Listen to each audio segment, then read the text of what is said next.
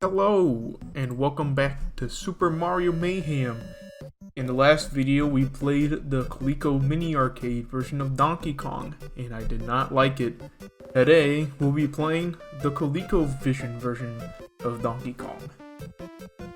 Now, if you're starting to get tired of this Donkey Kong shenanigans, don't worry.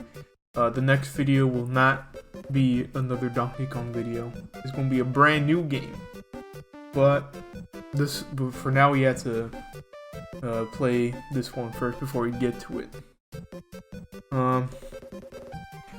I know it may seem like slow at the beginning, but we had to get through all this sludge before we get to the actually good and interesting stuff.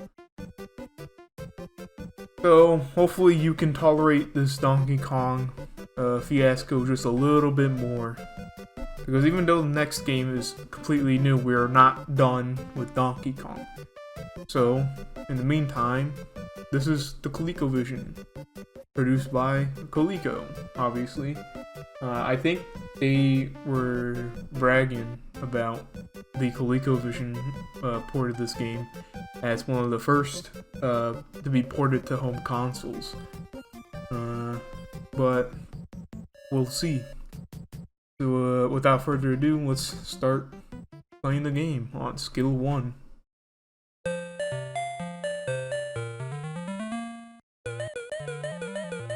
So as you could see, this port looks a lot more faithful to the arcade original. It kind of reminds me of the NES version a little bit. Probably because the girders are a solid shade of this pink color that I'm all too familiar with.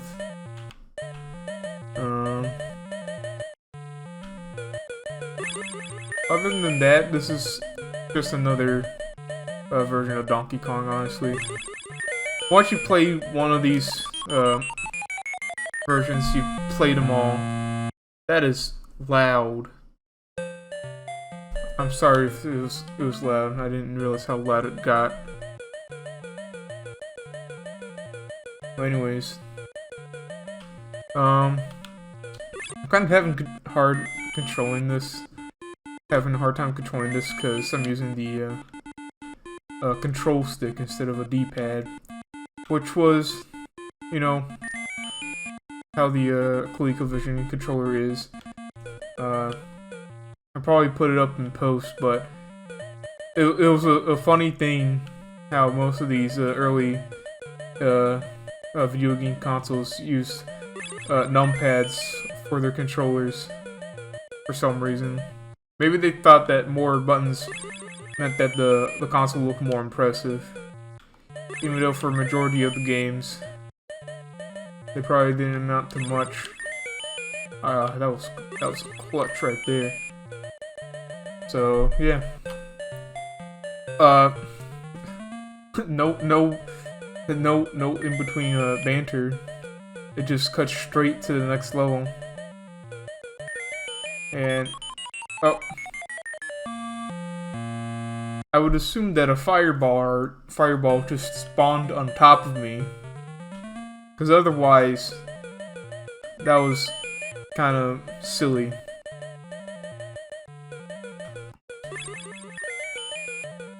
It looks like only 3 fire bars show up in the final stage. But yeah. One thing you could probably tell from these there's some common you're going to see with these home video game ports of these arcade games is that they had to scrunch up these levels in order to fit the screen. Without compromising the graphics. Because in the original... that last stage had like 4 bars you had to take down. But it was shrunken down to only 3 levels. I wasn't expecting it to cut to the this level. Oh.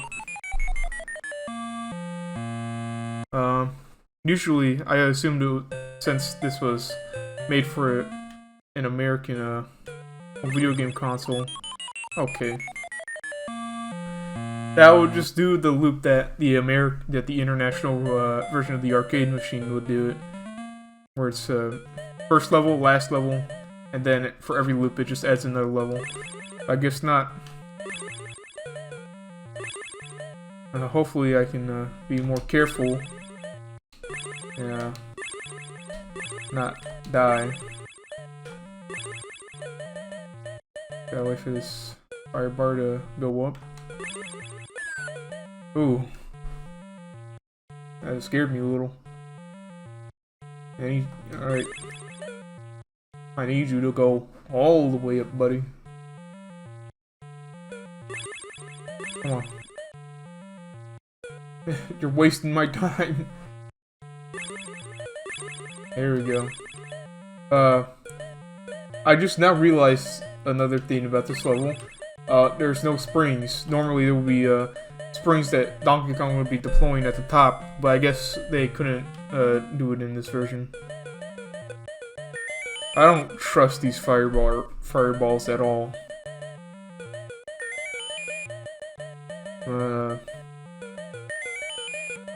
Doing alright. Kill some of these fireballs. Another thing to notice that when you pick up the hammer, the hitbox for the hammer is not at the hammer itself, but rather Mario's body. Ooh. So, can't really pick them off when you take out a girder and they're on the other side. Yeah. I say this is a really big step up in the quality of these Donkey Kong ports. And we're back here again. Yeah, you can see that the quality of these ports are getting really impressive as they are more faithful to the arcade version, and they can take less compromises. But of course, we are still going to see some stinkers. Believe me, we will see more stinkers in terms of these ports. But overall, this is a pretty good port if you can get past the albeit ear-grating sound effects. And we're back at the first level. I don't understand the stage order of this port. It seems to be going all over the place.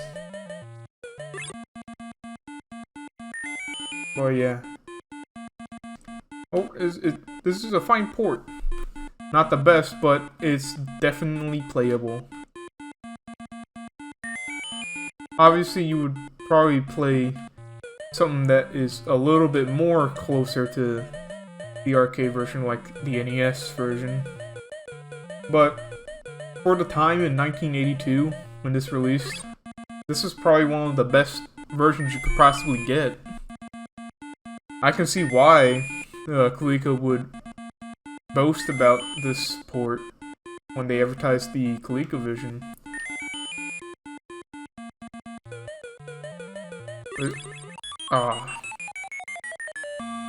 Is that my last life? Looks like it. Yep, that's my last life. So that's pretty much it for Donkey Kong on Colecovision. It's a fine port, but there's definitely better out there. So catch me next time, and I'll finally be playing something new, something different, something that isn't Donkey Kong. Kinda is not Donkey Kong the game, but it is related to Donkey Kong.